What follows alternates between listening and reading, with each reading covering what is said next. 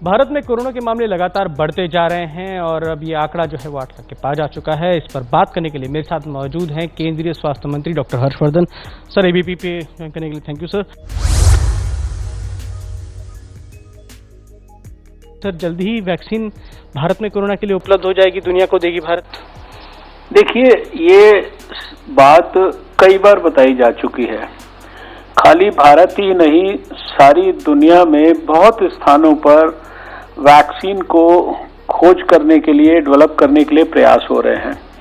अभी कल ही मैं विश्व स्वास्थ्य संगठन की अंतर्राष्ट्रीय मीटिंग के अंदर था, तो पहले हमें आइडिया था कि शायद 100 से ज्यादा वैक्सीन कैंडिडेट्स हैं दुनिया में। कल पता है कि 200 से ज्यादा हो गए हैं। दुनिया का ये प्रयास है, हमारा भी ये प्रयास है कि बीमारी आज है तो हम जो वैक्सीन की खोज का प्रोसेस है उसको बिना किसी भी प्रकार की क्वालिटी को कॉम्प्रोमाइज किए बगैर उसको कैसे फास्ट ट्रैक किया जा सकता है। अब फास्ट ट्रैक करने के अंदर कोई जो क्लिनिकल ट्रायल्स हैं उसकी क्वालिटी को कहीं कॉम्प्रोमाइज करने की बात नहीं है, लेकिन अगर उसके अंदर किसी भी किस्म का कोई रेड टेप है, यानी एक चिट्ठी का जवाब देने में एक होता है कि एक दिन में भी आप दे सकते हैं, एक हो सकता है कि 10 दिन तक आप चिट्ठी का जवाब ही ना दो, आराम आराम से हो रहा है काम। तो आईसीएमआर की सिर्फ मंशा उतनी ही रही है कि हमें जो वैक्सीन के खोज के लिए जो प्रयास हैं उसको एक जिम्मेदारी के साथ जो भी अब उसमें भी खासकर जो 2 कंपनियां सबसे आगे निकल के आई हैं वो भारत की कंपनियां हैं, एक तरह से पूरी तरह से इंडिजिनस हैं।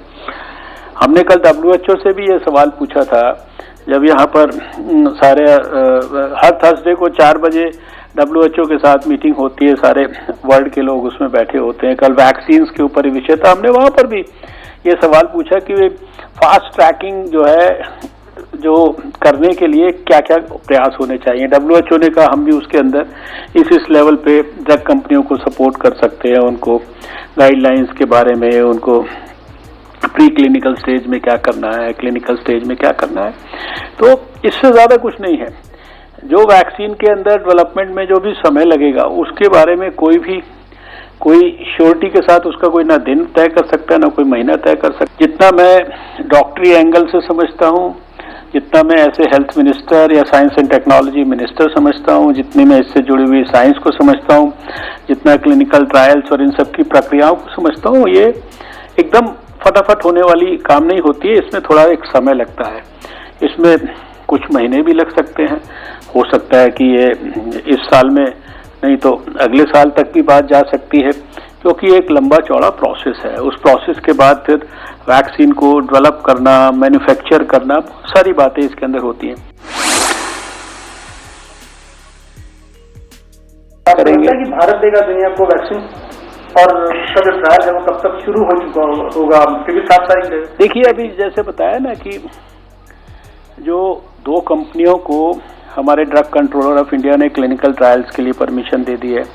अब जहाँ पे क्लिनिकल ट्रायल्स होने हैं वहाँ पर उनको फॉर्मेलिटीज पूरी करनी है, प्रक्रियाओं को शुरू करना है। अब जब वो प्रक्रियाएं शुरू होंगी, सारा कुछ होगा, तो समय के साथ चीजें पता लगेंगी। कोई भी जो है इसकी कोई जैसे कहते हैं कोई भविष्यवाणी कोई नहीं कर सकता है।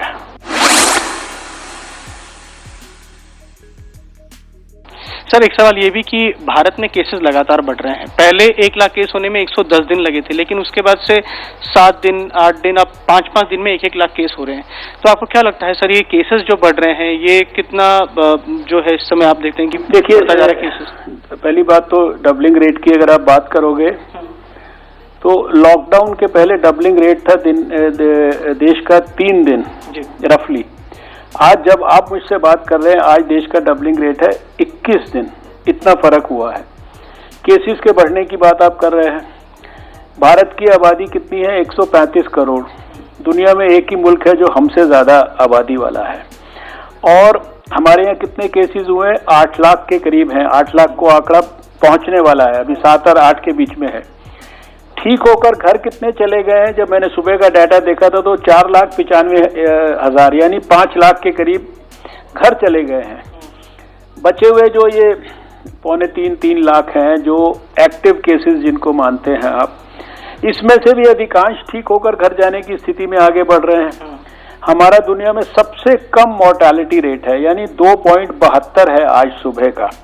और ये जो हमारा केसेस का नंबर है और हमारे यहाँ जो मृत्यु हो रही हैं, इन दोनों दरों को आप अगर पूरे वर्ल्ड के एवरेज से कंपेयर करेंगे तो भी, और बड़े बड़े देश अमेरिका, ब्राजील और यूके वगैरह जो भी जहाँ ज़्यादा बड़े पैमाने पे बीमारी, स्पेन, इटली, इन सब से, तो पर मिलियन यानी 10 लाख में कितने केस हुए या 10 लाख पर कितनी मृत्यु हुई, इस आंकड़े में भारत अभी भी सबसे नीचे है।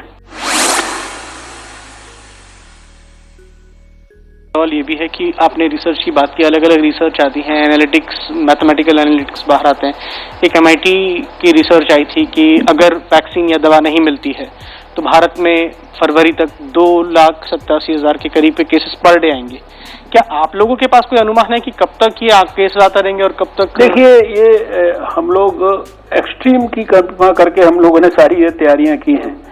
जब ये तैयारियां करने के लिए इतने लंबे लंबे चौड़े बेड्स और ये सब चीज़ों की अरेंजमेंट्स करने की बातें होती थी, तो मैं को पर्सनल लेवल पे मुझे लगता था कि थोड़ा सा हम ओवरडू कर रहे हैं। हमारे अपने लोग भी जो है करते थे, लेकिन जिस तरह के आंकड़ों की आप बात कर रहे हैं उसकी तो चर्चा कोई एक्सपर्ट हमारे सिस्टम में भी नहीं करता।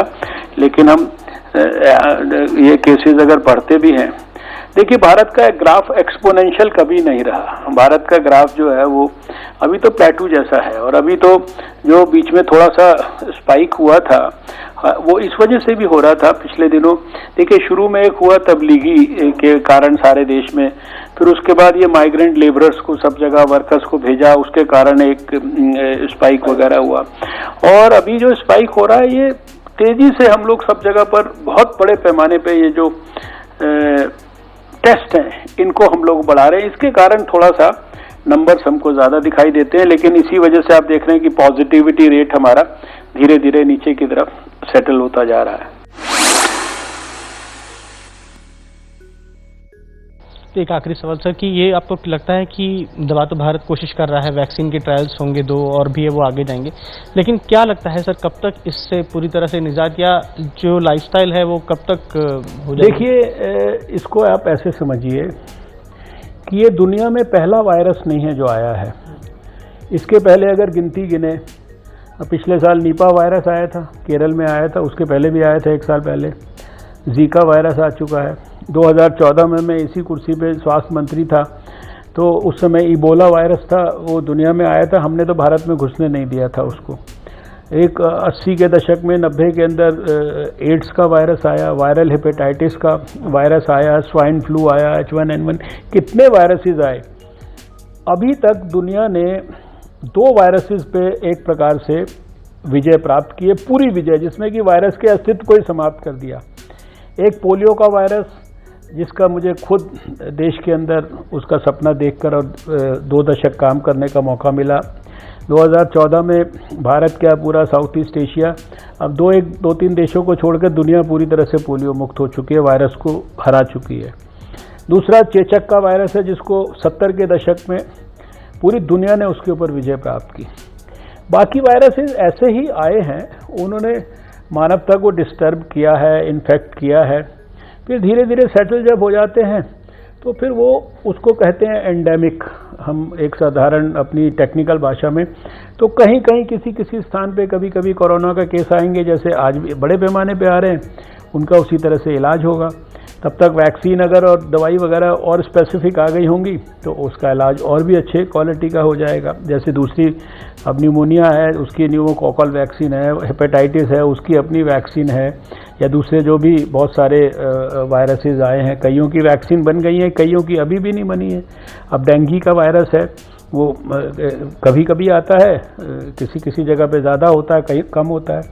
जैपनीज़ एनकेफेलाइटिस का वायरस है, जिसको हम AES के केसेस कहते हैं, जो जापानीज एनकेफेलाइटिस जैसे ही प्रेजेंट करते हैं, वो बिहार में कुछ डिस्ट्रिक्ट्स में आता है, उत्तर प्रदेश के कुछ डिस्ट्रिक्ट्स में आता है। तो ये वायरस भी मेरा अपनी जो मेडिकल नॉलेज है उसके हिसाब से ये वायरस भी उसी तरह से धीरे धीरे करके ये सेटल हो जाएगा। फिर कभी कभी ये भी एक कोरोना वायरस नाम की बीमारी की तरह अपने अस्तित्व को जीवित रखेगा।